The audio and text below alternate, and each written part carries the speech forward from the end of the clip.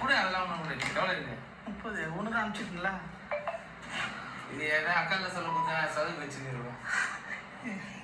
போட்டு ఇది తమిళనాడులోని చెంగల్పట్టు జిల్లా తిరుపూరూరు అసెంబ్లీ నియోజకవర్గం పరిధిలో మాంబాక్కం పంచాయతీలో జరిగినటువంటి సంఘటన.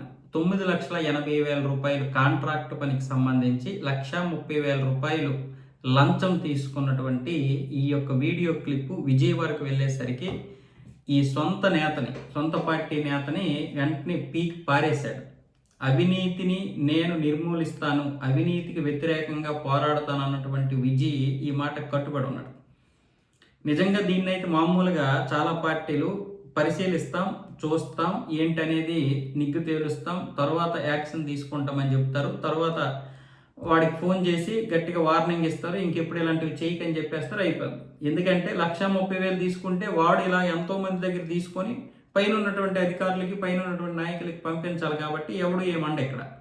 కానీ అక్కడ విజయ్ మొదటి నుంచి కూడా ఇలాంటి వాటిని ప్రోత్సహిస్తే రేపు మళ్ళీ నేను దెబ్బ అయిపోతానని చెప్పి ఇలాంటి ఏవైతే ఈ ముతక సాంప్రదాయాలు ఉన్నాయో, ఈ పాత సాంప్రదాయాలు, రాజకీయ సాంప్రదాయాలకి తిలోదకాలు ఇచ్చేసి నేనైతే అవినీతికి వ్యతిరేకంగానే ఉంటానని చెప్పాడు. కొత్తగా ఒక నెంబర్ కూడా ఇచ్చాడు, ఎవరి పేరు బయటికి రాకుండా వాళ్ళ యొక్క పని అయితే పడతానని చెప్పాడు. అంటే ఎవరైతే ఇన్ఫర్మేషన్ ఇస్తారో వాళ్ళని ప్రశంసిస్తూనే ఈ యొక్క అవినీతి చేసినటువంటి వాడిని పీకి పారేయడం, అవసరమైతే వాడిని చట్ట ప్రకారం వాడికి శిక్షలు కూడా విధించే విధంగా. ఇప్పుడు పార్టీ నుంచి పీకేయడమే కాకుండా దీనికి చట్ట ప్రకారం ఏ విధంగా అయితే శిక్ష ఉంటుందో దానికి సంబంధించి సాక్ష్యాధారాలతో సహా నిరూపించే ప్రయత్నం చేయండి అని కూడా ఆదేశాలు జారీ చేశారు. ఈ విధంగా చేయడం వల్ల ఇతర నాయకులకు కూడా భయం వస్తుంది.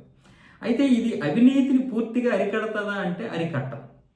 ఇప్పుడు నేరుగా ఈ డబ్బులు తీసుకోలేనటువంటి వారు వాళ్ళకి చెందినటువంటి బంధువుల ద్వారానో ఇంకెవరి ద్వారానో తీసుకునే పరిస్థితి వస్తుంది. లేదనుకుంటే డీడీలో, గిఫ్ట్లో ఏదో ఒక రూపంలో వీళ్ళైతే దాన్ని తీసుకోవడానికి అవకాశాలు ఉంటాయి. ఖచ్చితంగా మన దేశంలో ఈ యొక్క దరిద్రమే మనల్ని వెనక్కి లాగుతుంది. అత్యంత ప్రమాదకరమైనటువంటిది. ఒక మనిషికి క్యాన్సర్ ఎలాంటిదో ఈ దేశానికి అవినీతి అలాంటిది. ఈ అవినీతే గనక లేకపోతే ఈరోజు మన పరిస్థితి వేరేలాగా ఉండేది, అందులో ఎటువంటి సందేహము లేదు.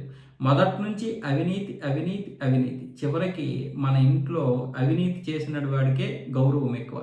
అది మన ఇంట్లోనైనా సరే, సమాజంలోనైనా సరే. ఒక ఆడపిల్లని తన తల్లిదండ్రులు ఎలాంటి వాడికి ఇస్తారంటే బాగా డబ్బు సంపాదించేవాడికి. అవినీతి చేసి డబ్బు సంపాదించినట్టుగా అయితే ఇంకా ఎక్కువగా పువ్వుల్లో పెట్టి మరీ ఇస్తున్నారు. ఇలా తయారైంది మన సమాజం.